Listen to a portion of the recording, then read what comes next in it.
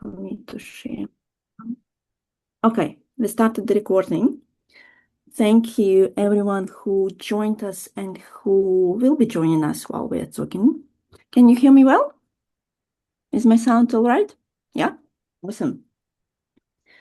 So a little bit of housekeeping before we start. What we record here is the speaker view, which means when the recording goes elsewhere, the person who is speaking will be visible. It will be mostly me. If you don't want to be visible on the recording, but you want to say something or to ask something, feel free to switch off your video for a while or type your question in the chat, and I will ask my co-host Bernie to monitor that as well. We'll see what we get there, right? I know that sometimes when I'm nervous or I'm excited, which I'm probably both right now, I can start speaking fast. And English not being my first language and not being my second language, I lose my clarity. So if that happens, somebody please stop me and tell me to slow down if you start losing me. While I keep talking, I would like to know who is the practitioner here, who is the students. If I don't know you, please let me know in the chat so that I know who I'm talking to. But of course, the recording will go elsewhere. So we'll have a mix of people watching this session as well. And another thing while we will be doing the talking part, because I will start with a short presentation. I have slides, and then we'll do maybe about 40 minutes of the exploration, pelvic floor exploration, movement exploration, and we'll finish with question and answers. Hopefully there will be some questions or some feedback.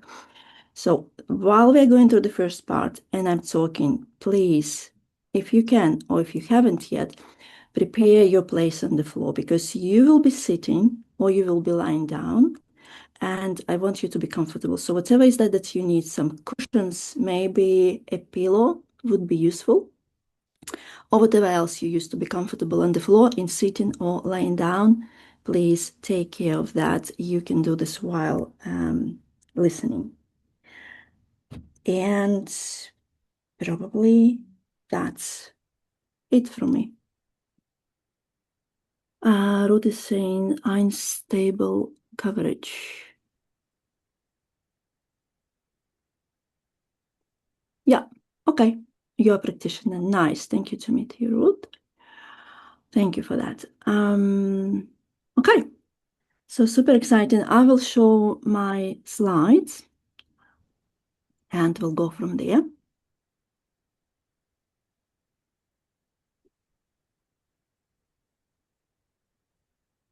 How is that visible? Probably need to make it full screen. Okay. So that's my presentation today. Using the Feldenkrais method for women's health and self-empowerment. I will explain why I'm doing this. I'll cover the resources I used and what kind of programs, Feldenkrais programs I created with those resources, why I think the method and the transition to motherhood, sorry for the spelling mistake, are a perfect match, and then we'll have the experience and the rest. Of course, happy birthday to our Feldenkrais, the Moshe Feldenkrais, the man who is behind the work we are spreading in the world. It's exactly today. And usually I would put here kind of, detailed biography about what he was doing, where he was. But I would rather say, I will actually steal the words of our New Zealand colleague, Sarah McCallum, who told that he didn't create a system of exercises. He created a way of paying attention. And I think that's probably one of the most valuable parts of the work that we are dealing with here.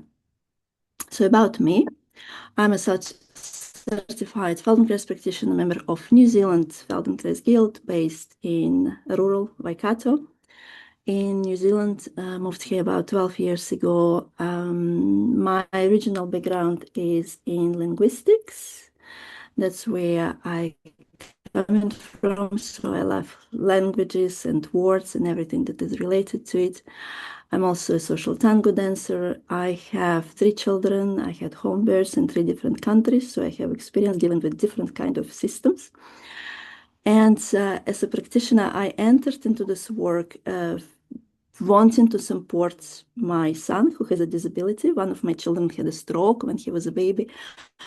But very quickly I discovered what kind of benefits this work brings to myself. And I'm like, wow, every woman should do that. And my focus was really on pelvic well-being and generally supporting women's health. So now here is my co-host today, Bernie. And Bernie is newly certified Feldenkrais practitioner. Say hi, maybe. Hi, everyone. So we can see you on the... Thank you for joining me. With background in mental health, nursing, and maternal mental health. And we had a conversation before this session, and on some points we really kind of agreed that that's the culture we live in, right? Because our awareness of the pelvic area of the pelvis, and especially of the pelvic floor, is totally not there. And who knew about pelvic floor before it started showing some signs of dysfunction? I certainly didn't, right? So that's the part that we start usually paying attention to, when something goes not according to the plan. And our culture, our religion, our physiology contributes to that, right? We don't have any visible parts there. We don't have, generally speaking, proprioception or any kinesthetic sense of what's happening there. And most of what we have to deal with is related to childbirth, is medicalized. And outside of that, we really don't even talk much about the pelvis and pelvic floor. But Moshe's famous saying about it being our powerhouse. It is our powerhouse, right? And it's our birthright to use it as much as we can. And again, what's important here in the squad, I got it in an intellectual capacity, but embodying this was not in my awareness. And that's generally where we all start, even if we have idea of what pelvic floor and pelvic organs are, right? Feel free to disagree with me at any point and tell me that you have a different experience. I'll be happy to hear that. So my story, how did I get into this work? After the 3rd child, I discovered that I had incontinence. And the way I discovered it was I went to a mom's exercise group, boot camp, playground kind of thing, children playing, mom's exercising. And I started to have a start jump problem. Every time I had to make a start jump, I had to run to the toilet. I was exercising next to the toilet, and I realized that no matter how close I am, how many times I go there, the problem is not solved. So I was not able to jump on the trampoline with my children, which was one of the things we were doing, and they loved I loved doing this with them. So I got my hands into a Feldenkrais course that was all about pelvic health and pelvic floor. And that material taught me to release my pelvic floor. And that was like nearly immediately improved bladder control and more sensual fun. And I was able to build my capacity to jump on the trampoline again. I thought that was pretty powerful. So that's why I wanted to share this work. And for practitioners out there, I will tell what kind of resources I used. Of course, probably, very likely, Deborah Bow's work. Deborah probably never heard of me, but yes, you made a big difference in my life. So the program Pelvic Health and Awareness that was created quite a while ago. It's quite a simple program, but it's amazing. More I learn about pelvic floor and more understanding I have, more I see how clever and how how great that program is. So if it's something that interests you, please check out that resource. And then later on, when I went to bring this work into pregnancy and supporting pregnant moms, I was, of course, interested in the work that Alan Questel did with his pregnant pauses. And this is also quite a rich and good program. So those practitioners, I'm like, my work is standing on your my work is standing on your shoulders. Thank you so much. And I invite you to explore those resources if you haven't done it yet. So, but that was not enough for me because I wanted to have an understanding of anatomy, what happens there. I felt like I needed some extra imagery to use when I wanted to share it with people. And so other resources I explored was the work of Blandine Calais-Germain. I have a privilege of speaking French, so I was able to take courses with her. But of course, many of you probably know her book, The Female Pelvis Anatomy Exercises. This is an awesome book that I cannot recommend enough. It is so, so good. And Eric Franklin and his methods, pelvic power, the imagery that I use is sometimes coming from that place. So that's another book that I highly recommend. And of course, that was not enough. And then I went to explore resources that physiotherapists use. Embodied is a great resource with great courses about external pelvic health, about pain and labor, and some other biopsychosocial approaches. So it's really great to support our understanding as Feldenkrais practitioners. And Julie Wee, PT, is working a lot with pelvic health for athletes, so high impact situations, and her work in pelvic health is great as well. So I can totally recommend her courses to anyone who is interested in that work and if you're working with women in your practice. So the programs I created, one of them is called Movement for Pregnancy and Labor, and it's a 6 weeks course that I teach at a local birthing center. Most women, nearly all women who are coming there, they have no prior experience with Feldenkrais. They have no idea what they are coming into. They come to get some kind of, they imagine it's going to be like yoga. They're going to do some birth prep and labor prep, but of course they end up with something else, right? Awareness, more adapted movement, capacity to listen to their body, and knowledge about the pelvic floor, understanding of pain in labor. And in this course, I also put my understanding of the birth physiology. Again, if anybody is interested, just let me know and I'll share my resources with you. So it's a 6 weeks program, which is basically about letting people know that labor is a pelvis in motion. It's everything about your pelvis and the way it moves and the way it needs to be free and available for movement. That is. And why do I think that Feldenkrais and this transition to motherhood is a perfect kind of combination, one they are completing each other so well, is that because both bring transformations that are unexpected. When I got into this work, I had no idea what kind of transformational journey I'm starting on. And probably many of you can relate to that as well. Yeah, I see, I see the smiles.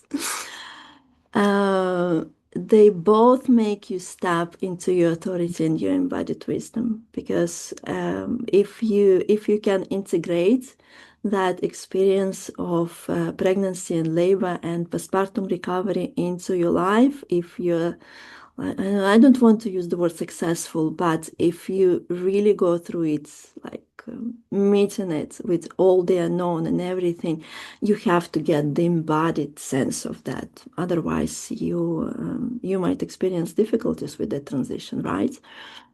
And with Feldenkrais and with these transitions, they both teach us to let go of expectations and certainty and meet the moment, just meet things as they are. How much of that is in our parenting? But again, I don't think that speaking about the fact that Feldenkrais has to be more female, we have to deal only with mothers, or we have to speak only about mothers, because all of us, we create different, we create different things in this world, but we have this capacity, different physiological capacity of going through different transitions. Even if we speak about perimenopause, menopause, all of us, we are going through it. And that's a big transition as well, who basically asks us to embrace all of that as well, right? Oof, I'm not going to read all the testimonials. I'll just pick up the parts to show the value of this work to people who have never done Feldenkrais before, right? Understanding the magic of what my body can and will do during birth. And that's a totally kind of Feldenkraisian approach that I bring to help women discover that, appreciating all the changes, because we can see them as something that really bothers us, but we can also reframe it as something, look, your body is going through all these changes now during the pregnancy. How about we think that maybe 9 months is not even enough to prepare you for what's going to happen on the day of labor, during the childbirth, and feeling that empowerment, even if there is pain, we can expect the pain of labor, but then we're not afraid of it. We understand the physiology of what's going on. We understand the processes. We understand how movement can enhance this process of labor, rather than being frustrated by the weaknesses, prolapses, and etc., and all the other things. Right? It's a very different place when we come from our internal authority into that process. Then it gives us different powers to negotiate with our medical team, feel more prepared. And I always tell them, that's a very Feldenkraisian thing. You are the most important person in the room. You are the highest authority in the room. If it doesn't work for you, you don't have to believe me. Just check it out for yourself. All these things that we usually go through in a rather typical Feldenkrais lesson. And then another program that I run at the same birthing center here in Hamilton. It's the program for postpartum, babies are welcome. Again, the same, letting go of the effort, feeling more grounded, working on playing with your posture, which sometimes needs to be kind of rediscovered after all the breastfeeding and carrying and everything, including the pelvic floor explorations, all the things that we can offer as Feldenkrais practitioners. I will not go into details of the curriculum of this other course, Secrets and Power of Pelvic Floor. So that's the workshop and the course that I've been teaching as well. But the main thing for me, again, this more to feel it, own it, use it. Once we feel it, we can appropriate, we can claim it, we can own what's going on there, and we can use it. So that's probably one of the most important takeaways from these programs. Again, appreciation, serenity. I love that one. I experience such a serenity in my pelvic ball, right? It's safety, it's about resilience, all these wonderful things that we love hearing from people who had that experience, learning through movement and that connection, because again, we understand very often, we have this understanding that everything in our bodies is connected, but then all of a sudden when it comes to pelvic floor, why that part is isolated, why we just want to do Kegels and hope that something is going to be fixed or solved through that kind of exercise in isolation, rather than using a more holistic approach, which again, definitely we can bring as Feldenkrais practitioners there. Awareness, connecting pelvic floor to the voice, all these wonderful things that don't require internal approach, right? We are not pelvic health physios, we cannot do that.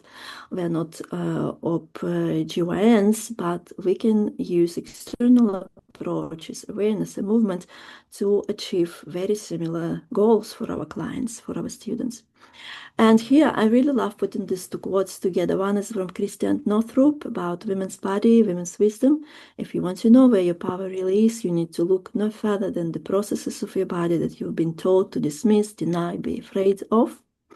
And how well does it go with what Moshe Feldenkrais told about the object of this learning is to remove outside authority from your inner life and eliminate the habit of listening to others about your own comfort and convenience. Because again, this is the pelvic floor area is like pelvic wellness is the area like no other where as women, we're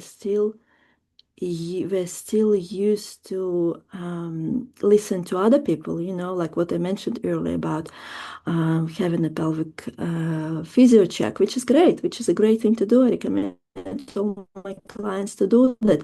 But then again, we just need to get the information from them. The same with the doctors. We just need to get the information from them, maybe about the state of the tissues, maybe about what is that they see.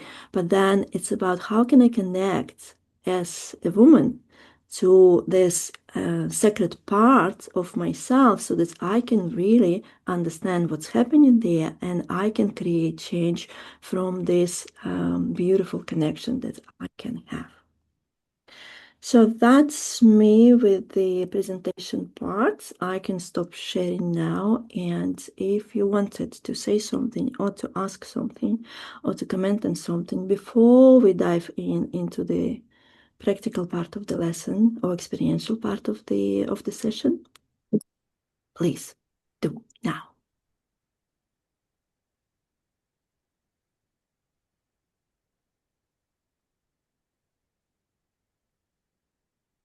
No? Just excited for the lesson.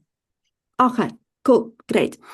Then we're all ready to go on the floor now. And it would be great for me to have your cameras installed in such a way that I can see you. Again, first you will be sitting on the floor and then you will be lying on your back. And I've asked you to prepare a pillow or cushion or something like that. So please get yourself organized and then we'll go into the lesson. So if you want to be recorded, please make sure that your microphone is muted because then like 100% you won't be there. If you leave your mic, you can make some noises and then your image will be on the camera.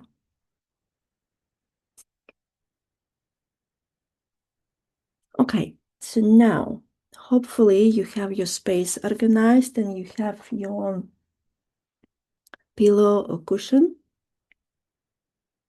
next door. Oh, Angela, nice to see you. I forgot to mention one very important thing. When I just started being interested in the pelvic floor work, I had a class with you. And so you were at the early stages of my journey into this. So thank you. That's very special that you can join us here today. Oh, thank you. And I noticed that in our chat when I messaged you today. I said, oh my Yeah. gosh, Okay, yeah, because it shows you the history of what happened years ago. and the history is that was my very first lessons I taught online. Wow. Your How cool is lessons. that? And how cool that we meet again in this space. It's like a full circle for me. So A circle, I know. about this A lesson. circle of life. Okay. Okay. Okay, please, if you're in your space, I hope you can have some quiet time and have this remaining, I don't know, I think it will be about 40 minutes, maybe we'll see how long we take, in a space that is quiet, warm, and comfortable. And probably I will ask you to start in sitting. So can you please sit on the floor? On your pelvis with your legs arranged maybe to the side, maybe cross-legged, whatever works for you. So if I see you, I will be able to tell you if something needs to be changed, but If I cannot see you, if your camera is off, then I just hope that you are going to take a good care of yourself. But really, truly, with these things that we are going to do today, I think it's quite hard to overdo it, to do it wrong. So I'll just think that you will manage to get to take a good care of yourself. So please arrange yourself comfortably in sitting on your pelvis. I'll do it with you so I can sense it at the same time. I need something under my pelvis when I sit on the ground, and that's how I am. So if you need to have something to elevate your pelvis or the backside of your pelvis, if you are watching a recording, please do that, because what it does, it will also bring your pelvis in a more neutral position. Close your eyes and get yourself into sensing your contact with the ground. Check in with your breathing. Remind yourself that you can breathe. I've been running the whole day. I forget to breathe sometimes. So now, notice the areas where your pelvis is touching the ground, or the cushion, or the bolsters, or whatever the support you may need. And if you use the bolsters or cushions, you might also notice that this brings your spine in a more supported situation. So again, if you're that person who needs that support, please make yourself more comfortable. And the question we're always asking is there anything I can do to make myself even more comfortable? And more comfortable, right? Because they're always layers. And I will ask you to notice something really specific. Notice the area of your pubic bone, your right sitting bone, your tailbone, your left sitting bone, and come back with your attention to your pubic bone again. So if you connect those points, you'll get the shape of a diamond. And how rich is that in English that we can call this area, this bony foundation of the pelvic floor, a diamond? I cannot play with that in Russian or in some other languages, but like it's precious, it's sacred, it's precious. So if you want, you can palpate those places. Use your hand, especially if you are watching the recording or you are re-watching this session. Use your hand to remind yourself, so, okay, this is my pubic bone, touching it from above. Be very gentle there. This is my right sitting bone, lifting your right buttock, feeling underneath there. This is the area of my tailbone. Most likely, you won't be able to touch your tailbone, right? Because it's deeper, but you will be able to touch the lower end of your sacrum, so close to your tailbone. This is my left sitting bone, and lifting your left buttock, feeling underneath there.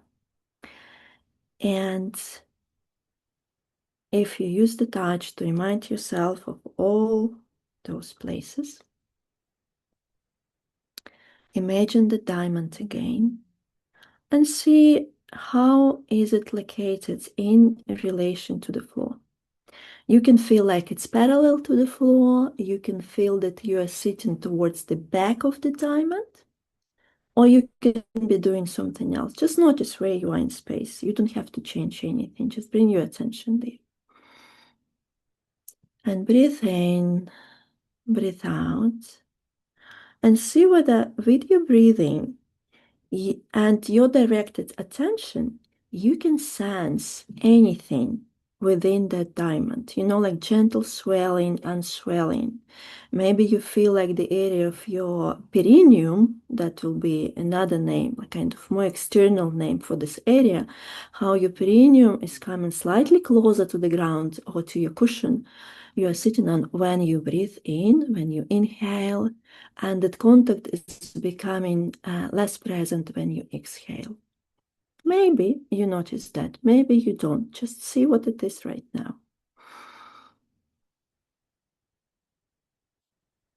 And then whatever does it mean for you right now to contract, to engage your pelvic floor, do 1 or 2 contractions and then let go of it and see how it goes, how it feels.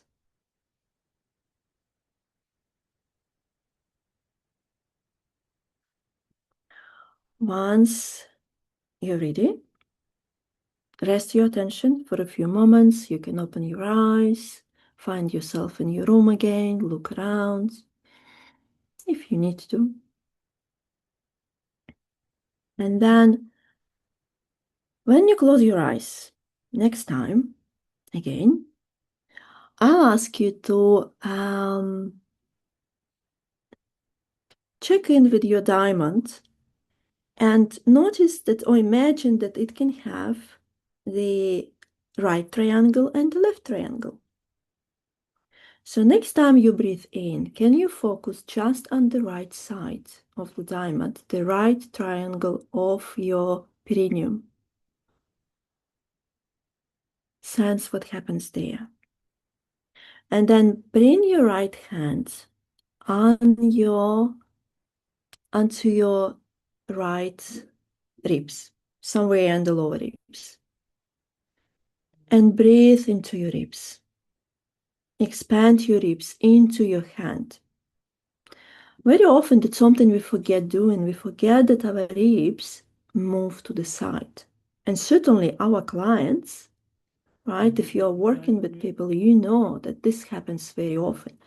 And still, this is such an important part when we are working with pregnant and postpartum people, like with anybody else actually, but for them, this is a crucial part. This is a crucial part of their pelvic floor health, and we can speak later about why it is. But just imagine that by breathing into your hand, you already do some good care. You already take some good care of your pelvic floor. And feel into the right triangle of your pelvic floor, of your diamond, of your perineum. And then move your hand slightly down so that the rim that you create with your thumb and your index finger rests on the lowest rib. Just you kind of hug. You wrap your hand around your lowest rib, and then with the rest of the palm of your hand, you can sense the soft tissues between your pelvis and your ribs, so the sides of your belly, so to speak. And see how your breath is expanding forward to the side, but also allow your thumb at the back to feel that expansion. It will be useful for us later on.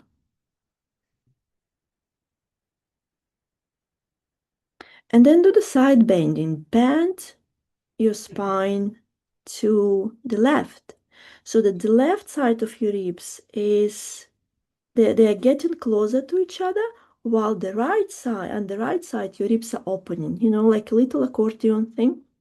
One side closes, one side opens. And keep breathing into your ribs and into that soft space between your ribs and your pelvis. If you can notice your pelvic floor at the same time, if your attention allows that, that's great. Especially the right side we've been paying attention to. Let it go, come back to the middle. Check in with your pelvic floor again. What do you sense there? What kind of presence you can have there? And then we'll do the same on the other side. So again, let your attention wander for a moment, be in the room, come back, close your eyes, start breathing or checking in with your breath. You're always breathing, but not always paying attention to what's going on. And sensing the left side of your perineum, the left triangle of that pelvic floor diamond.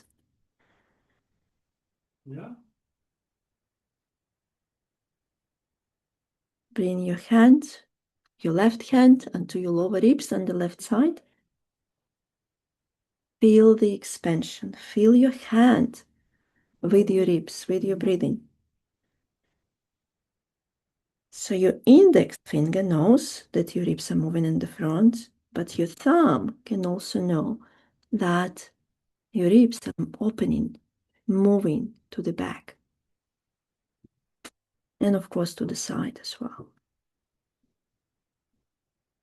Bring your hand slightly down so that your index and your thumb are on the lowest part of your ribs. And with the palm of your hand, listen to the soft tissues and their movement responding to your breathing. Forward, backward, to the side. And maybe you can feel a little bit more pressure coming into the left triangle of your pelvic floor when you do that as well. So can you expand your awareness so that you can notice that left triangle too? Like little bit pressure coming onto it and then going while you exhale. Your pelvic floor is constantly working in gravity. So those things are always happening without you maybe even noticing that.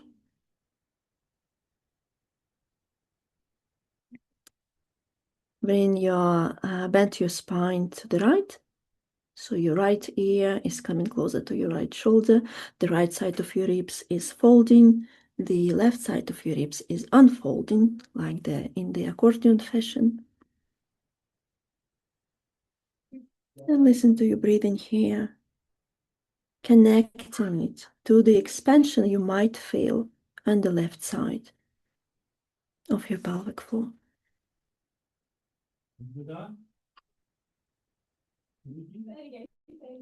When you're ready, come back to the middle. When you think you had enough. And then close your eyes. Sense into the bony foundation of your pelvic floor, the 4 points we connected in the beginning. Notice what kind of sensations you notice in that area now. And again, do a gentle contraction, whatever it means right now. And let go of it. Notice how you feel supported on that foundation, whether anything has changed. And once you know, please lie down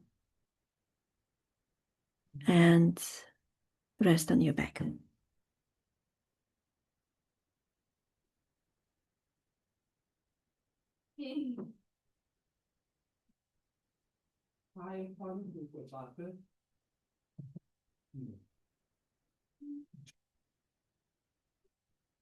Make yourself comfortable on the ground. Again, if you need anything to make yourself more comfortable there, please use any bolsters, cushions.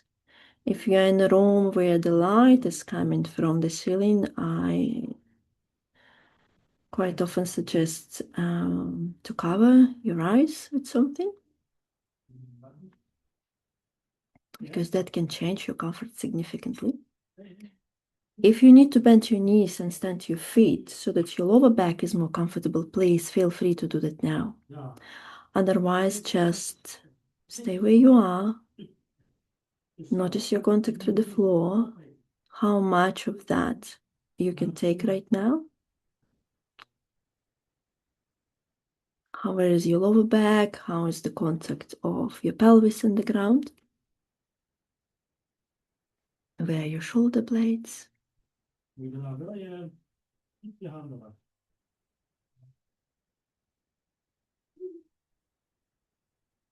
Then please all bend your knees, stand your feet, unless it's a very uncomfortable position for you, so that your lower back is probably more comfortable on the ground. Create the perfect skeletal situation that would be supportive right now, right here. And let's explore the 3D breathing. Because what I see in my work, it doesn't matter how many times you guide people through this thing and remind them that the breathing is a kind of 3D process, expanding our different parts in all the directions. It's never enough. We can always have another reminder and another reminder and another reminder. So now, when you breathe in and breathe out, of course, you can put your hands on your belly and on your chest. And notice how your belly is coming up and down, and maybe your chest or chest bone, let's be more specific, your chest bone, how does that travel up and down? Does it? What moves more? Can you let your chest move more if it was not moving much? Or maybe you do something entirely different and it's your belly that doesn't move much, but your chest is moving. So then you allow your belly to move more. Whatever it is, notice, allow both parts to move up and down. And that's usually the easy part, right? The next thing to pay attention to would be, can you have your elbows on the ground and your hands comfortably positioned around your sides, around your ribs again?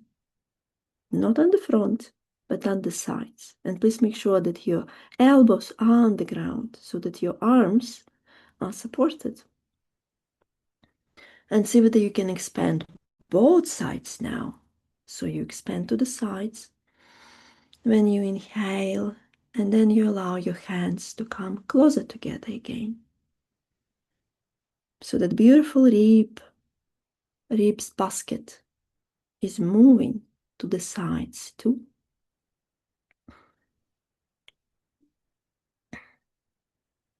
Once that is clear for you, start paying attention to what's happening behind your ribs at the back, where they are contacting the floor.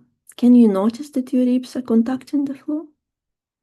Is it possible that your spine is coming slightly more in contact with the floor when you inhale?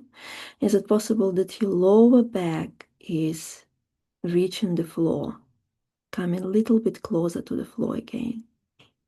And then what happens when you exhale? Yeah, again, your lungs are very much of the back organ. They take some considerable surface there behind being protected by the ribs at your back. So can your shoulder blades know that you are breathing? So that's another direction. And then speaking about the upper part of your lungs, the top tip of your lung is just behind your clavicle. So can you bring your fingertips somewhere close to your clavicles, to your kidney bones on both sides, left and right? And breathe into those fingertips, allowing your chest to move there, really, really close to your shoulders.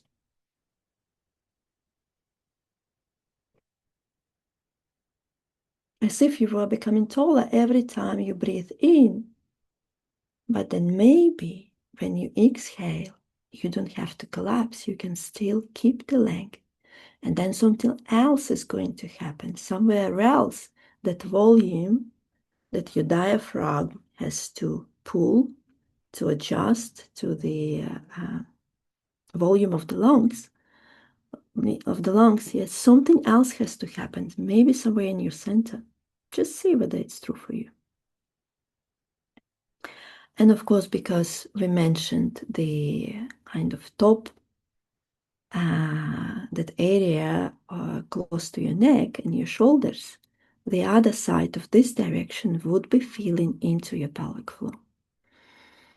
So can you bring your attention deep into your pelvic bowl between your hip joints and notice whether it's possible that you feel some gentle swelling and unswelling when you breathe in and you breathe out. It's like a wave coming and going, receiving the pressure and the pressure is going away. Just because your diaphragm is moving, responding to the need of your lungs to expand, or helping them to expand, right? One of the mechanisms of breathing, the muscle of the breathing.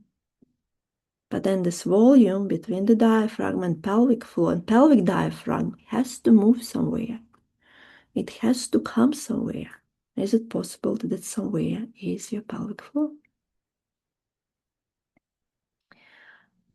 Okay, let go of it. Let your attention rest as well.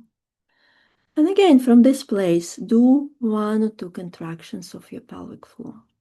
And this time, I will tell you that pelvic floor contraction will be always about lifting. Lifting if we were standing, so right, your pelvic floor would be moving towards your diaphragm, towards your center. So how about if you think about lifting? And what exactly are you lifting? Most people statistically can relate to the area of lifting the anus, to kind of at the back of the pelvic floor, and there is an anatomical reason for that. We can think about lifting the vaginal opening. We can think about lifting the area around urethra. But that might be already too much differentiation. Whatever it means for you, whatever you can feel within your pelvic floor, lift it and let go of it and see how it is now. And now I will ask you to bring your right knee closer to the ground. So open your right knee to the ground, towards the ground, and use a cushion or a bolster or something to support it there so that it's comfortable for you to stay there for a while. I know some of you might say it's entirely comfortable for me to have my knee on the ground, but I will still ask you to make some arrangements to make sure that you're slightly more comfortable, to allow your knee to rest. So now you can use your hand to palpate those places here again. Your sitting bone, your pubic bone, triangle, or you can imagine that you palpate it. And I will probably ask you also to touch your inner thigh to make sure that it is soft and nice. There is not any muscular effort that you hold there. We're speaking about the right one, the leg that is open. So make sure that it's nice and soft. It doesn't have to work now. Yeah. And in the same way, with your hands, I totally understand if you don't feel comfortable about that now, but you can do it when you repeat the session using the recording. You can do it on your own. With your hand, you can cover the right triangle of your pelvic floor and sense into what happens there. So one of the ways for us to know what objectively happens there is to put our hand on the area of the perineum and to sense what we do when we think we contract our pelvic floor. If you think that if you feel that your tissues kind of go away from your head, then you are lifting, then you are really engaging your pelvic floor. If you feel that your pelvic floor is kind of bulging into your hand, we need to fix something because that is not supposed to happen. Your pelvic floor is supposed to come into your hand when you are breathing in, when there is the gentle wave of pressure coming there. But then it's going away when you are engaging it, and it will be always lifting and very often or mostly recommended to do on the exhale. Right? So that's one of the tools for us to know what's going on there. And if you're working with people, but you don't know how to explain to them whether they engage their pelvic floor or not, that would be one of the reasons. Again, empowering them to be their own knowledge about what's happening there. Okay, Remove your hand if you're there, bring it somewhere else, and start gently rocking your pelvis as if you wanted to bring your tailbone into the ground and as if you wanted to bring it away from the ground. We usually do a different version of the pelvic rock, right, when our leg is standing. But here, it's a slightly different movement around your hip joint here. And see what kind of breathing coordination makes sense for you here. Maybe it's just, I'm very well aware of time, so maybe I'll go a little bit faster. It's feeling your belly with the air, making it round. When you move your tailbone into the ground, you inhale, and then you are lifting your tailbone, and you allow your belly button kind of come closer to your spine. And after doing it a few times, coordinating the movement with your breathing, you can layer on a pelvic floor contraction. When do you think would it make sense to do? Try different options. But I would say when you are lifting the tailbone, when you are moving away from the ground in that part, when your lower back comes into the floor and your belly sinks, and you can start engaging your pelvic floor, lifting. It would be going away from your hand if you want to explore it later. And engaging your abdominals probably would be the continuation of that muscular engagement here, right? So first you have the skeletal movement of rocking your pelvis around your hip joint, and then you are connected with your breathing, and then you layer on a pelvic floor contraction from deep into your pelvis and into your abdominals, and letting go. Make sure that you let go of it completely when you move your tailbone into the ground and your lower back creates a little bit more bridge in contact with in relation to the floor.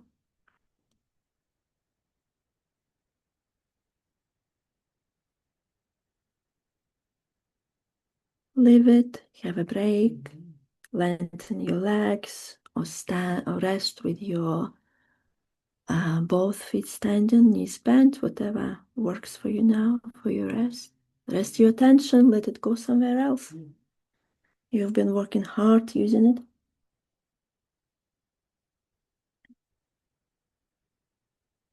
And then bend your both knees, stand your feet on the ground. Open your left knee to the side, let it be supported by a bolster or a cushion or a rolled blanket, whatever is that you have. And again, palpate your inner thigh here. Make sure that it's nice and soft. Another place it's useful to do will be your buttocks, because very often we can mix the contraction of our buttocks and the pelvic floor. But we're not going there into very much details right now. And then you can palpate the bony parts of your left pelvic floor triangle, left part of the diamond, and you can also put your hand on the left triangle, breathe into it. Again, you can imagine now, come back to this later when you feel absolutely sure and safe about it. Breathe into the part. Imagine it's lifting when you exhale, and if you think about engaging your pelvic floor. And then start rocking your pelvis first.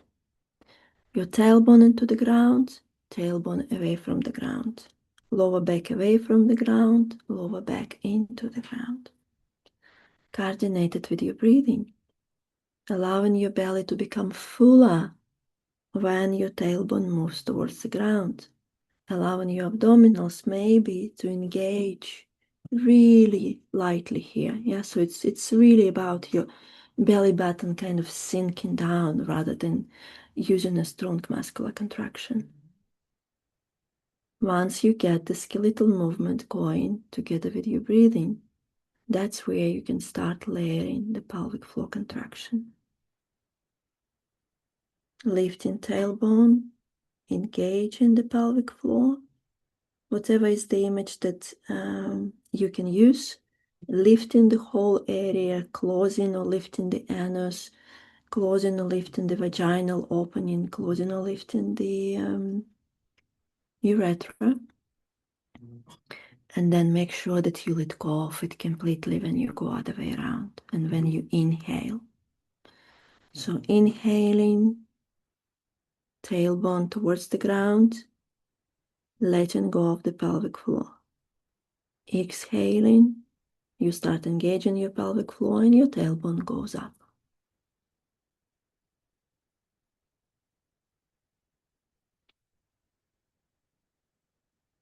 So gently rocking your pelvis, noticing the relationships with breathing, with the pelvic floor. And if you still have space in your awareness and attention, you might be noticing kind of the pull of the pelvis onto your spine, onto your ribs, onto your head, so that there is probably more to include here. But again, if you are new to your work, this might be too much. So just stay with those few things I've mentioned before. And you can always stop and come back to this later if it starts to feel overwhelming. Go with your breathing if it starts to be too much. Okay, please leave it. Bring the movement to an end. Arrange your legs in the way you need for resting.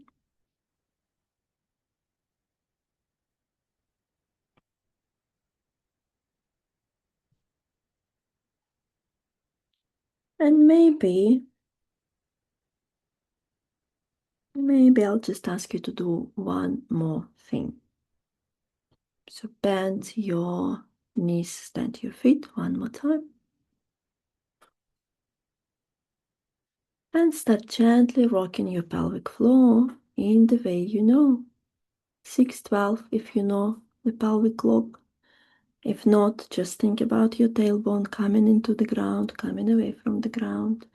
The top of your pelvis coming closer to the ground when your tailbone is up, and creating a bridge when your tailbone goes down. And then start engaging your pelvic floor there too. Inhaling, letting go, exhaling, adding a gentle pelvic floor contraction.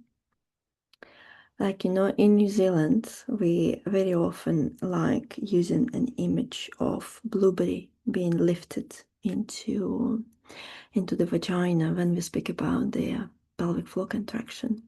But I always say it's a nice image, just make sure that it's really gentle, because you don't want to make blueberry juice. It's really gentle. You are picking it up and letting it go. That's it.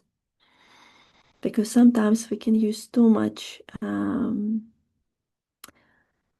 of this muscular power there, and it's not always a good thing to do. And again, one of the principles we are working with: less effort, more sensing. And that's the part that needs sensing more than anything else. That's where we can create changes in a very efficient way, very quickly. Learning to release it. For half of the women I'm working with, it's not how strong their pelvic floor is. It's about this ability to release it. Okay, if you need a few more moments to let your pelvis move in any way you like, if you want to do a full pelvic lock and that's what you know, and you can combine it with contractions, not worry, pelvic floor engagement, not worrying this time about when and how, just play with it. Allow it to lift and let go of it. Change the direction, allow it to lift and let go of it. That's what we do in life, right?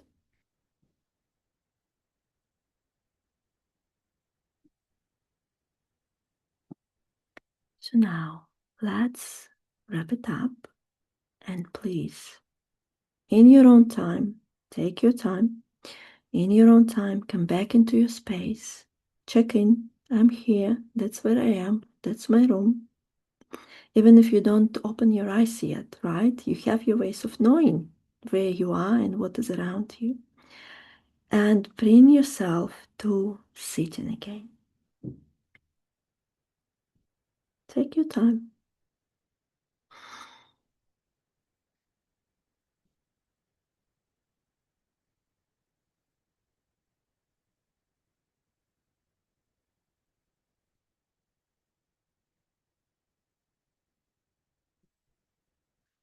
When you sit on the floor, notice or maybe ask yourself, how do I want to position my pelvis now? If I think about the diamond, do I want it to be neutral? Do I feel more supported when it's really kind of parallel to the floor and my spine and my chest and my head feel supported in that position? Or can I bring it backwards? What happens when I bring it when I bring my weight towards the back triangle of the pelvic floor? What happens when I bring it forward to the front triangle? Where is that place where I really feel supported and balanced by the bony foundation, but the diamond thing? So once you found a place where you feel supported, breathe in, breathe out, and engage your pelvic floor and see how you feel it now. How accessible it is, how good you can feel it. Maybe you even have a capacity of playing with the left and right. And notice if you try playing with left and right, notice that it will create small changes in the positioning of your pelvis. And that's happening again all the time while we're vertical. So it's quite possible that one side of your pelvic floor feels very different from the other side. And then when you're ready, bring yourself up to standing. The most live situation for the pelvic floor, right?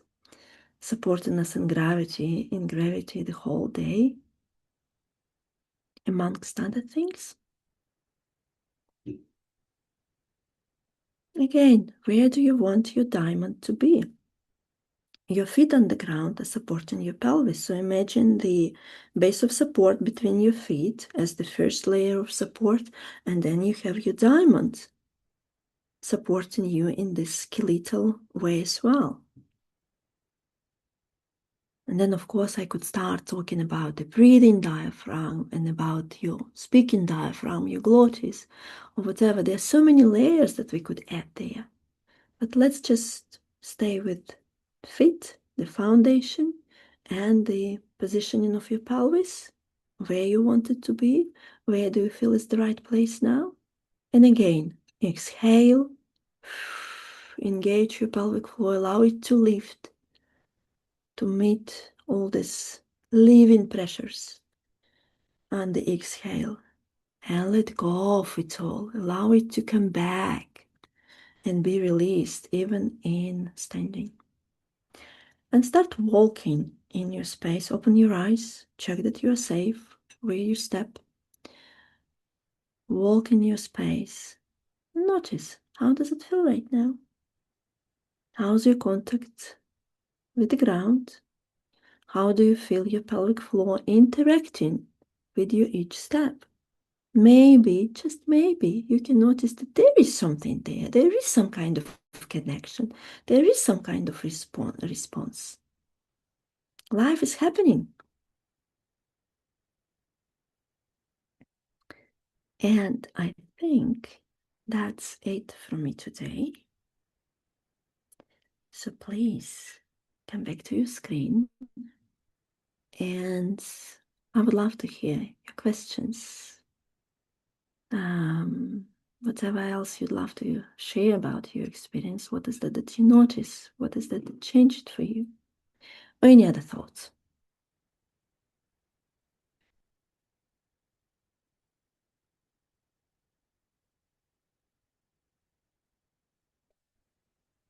You can unmute yourself if you want to say something.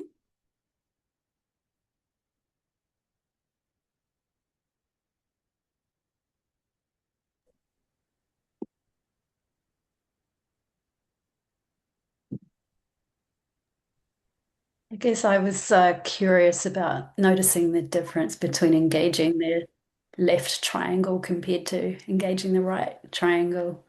It was quite a Mhm. noticeable. Yeah, and it was interesting because I noticed the same pattern in my breathing as well.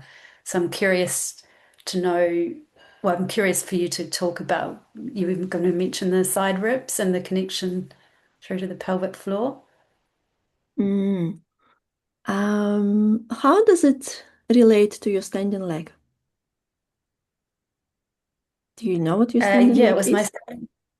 Mm. Yes, yes. Yeah. Actually, it was the standing leg side that seemed to be not as mo it wasn't moving as much, my ribs or the Mhm. engagement of my pelvic floor. So it wasn't. Yeah. Um, So that's what we notice quite often, that there is more of this muscular engagement or like tension on the side mm, that, well, for me, that's certainly the case on the side of my standing leg.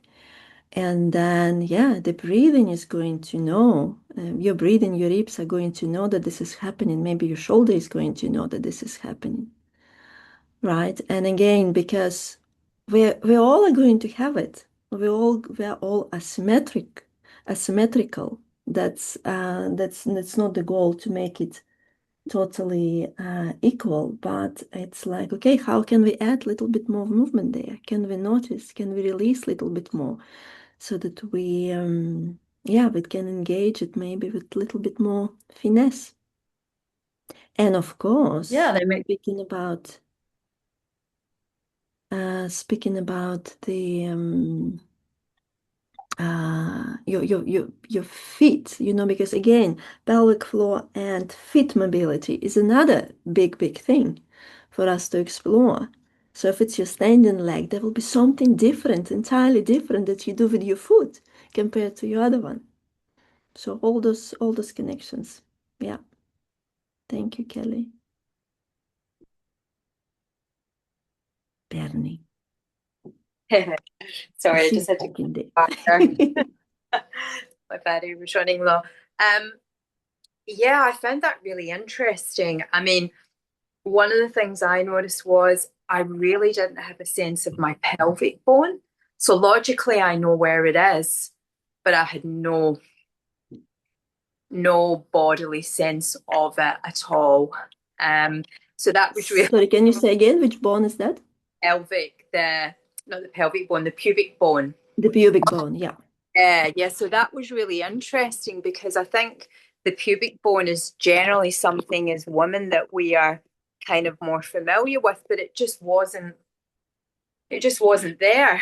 So Yeah. that was interesting to notice. And a bit like Kelly, I probably had the opposite. So I noticed that my left ribs are often stuck, and I've got some challenges with my left knee joint. So Hmm. from when I'd been having the first conversation with you and I was playing around with pelvic lock, I started to notice that I've got more movement to the right and less to the left. So when you were talking about the connection with the ribs, I could start to feel that relationship and I could feel it in standing. So after doing it, where when I stood, I was actually able to more kind of connect all through the left side just by that little increase in the awareness of my pelvis and where that triangle was. Yeah, so that was interesting. It was very subtle. And I think if I hadn't have done this, I wouldn't have had that awareness really. Yeah. Yeah. Yeah, it's quite interesting, the pelvis, isn't it? How often we can do the pelvic clock, but not pick up where there's differences in the bits that are really smooth and the bits that aren't so smooth. Because I think we can sometimes just get into the motion of going around and back and forward and side to side. Yeah, yeah. I just go enjoying my pelvis. No, I remember when I did the pelvic lock for the first time, I was like, wow, my lower back is supposed to do that. It can respond in that way.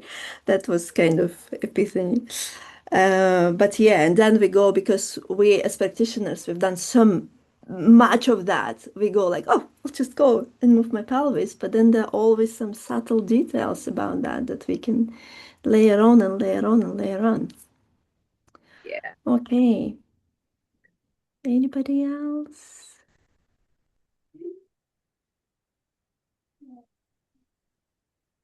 I think the other thing as well, and I don't know about other people, but I think I've got confusion when we're talking about lifting the pelvic floor, because I know in the past when, like health practitioners are teaching you to lift or Pilates teachers, and they'll be like, no, not the anus, the pelvic floor. And so I've got a confusion with, are we lifting all of them? Are we just lifting one bit? Are we not lifting the other? Okay. Look, I think the big differentiation that we need to make here, really important one, is about using our glutes, using our inner thighs, and what else we can use? We can use our abdominals Yeah. sometimes without using the pelvic floor. Okay. So, and that's learning to differentiate it. Okay, how can I create a lesson or put myself in a situation where I'm sure that my glutes are not going to work? I'm not going to confuse it, right? And again, as practitioners who are able to provide that external approach, we are totally able to do that. So here in this situation, my glutes are not supposed to work, are not going to work maybe. I can feel whether it's really my pelvic floor. The buttock lessons, you can make it also, the buttocks lesson, you can make it entirely about pelvic floor if you want to, or about differentiating the buttocks and pelvic floor. Same with inner thighs, coordination between abdominals and pelvic floor, another big one. But because pelvic floor, they support sphincters in their function, right? They are all intertwined, interconnected, and it's just the common language that physical therapists are using, explaining what is that we contract. For most women, they contract the right thing, when we are speaking about lifting the anus or closing the, like, you don't want to pass gas, so that would be another explanation. So But it's just, differentiating, and again, we can learn to differentiate all those areas, right? So I mentioned them briefly, but when we start, it's just one whole thing. But let's start with something. yeah. Yeah.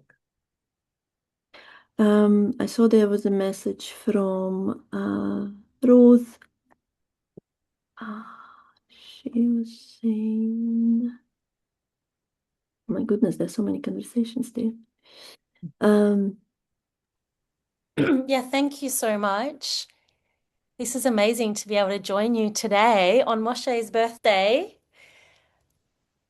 Yeah, Thank you, from the Angela. other side of the continent, said in my post. Bernie, are you in Scotland at the moment, or I'm in where New are you Zealand. living now? Oh, New you're, Zealand. and that's Elen. How do you say your name? Alina? Alina? Hmm. Did you do the training with Kelly, or did you do a different training? I You did did it the training. together? Bernie and Kelly did the Yeah, training together. graduated in January. Oh, great. So are you in England? I'm in Adelaide, Oh, you're in south of. Adelaide. I'm an Aussie, Oh, nice. and I know Kelly, and Ruth has actually worked with me previously in the past. I actually have a number of recordings from Ruth being on my Movement Online Academy platform. Mm, nice. I'll just read And your Ruth message. is very much about women's health and well-being and the body, and she's also a yoga practitioner as well. So Oh, it's lovely nice. to be I'll here with just us read today as Ruth's well. Okay. message. Thank you, Alina. I need to start teaching. That was a beautiful lesson. I really appreciated your tender and wise weaving and layering of exploration and responsiveness through. You're doing such important work. Oh, thank you so much, Ruth.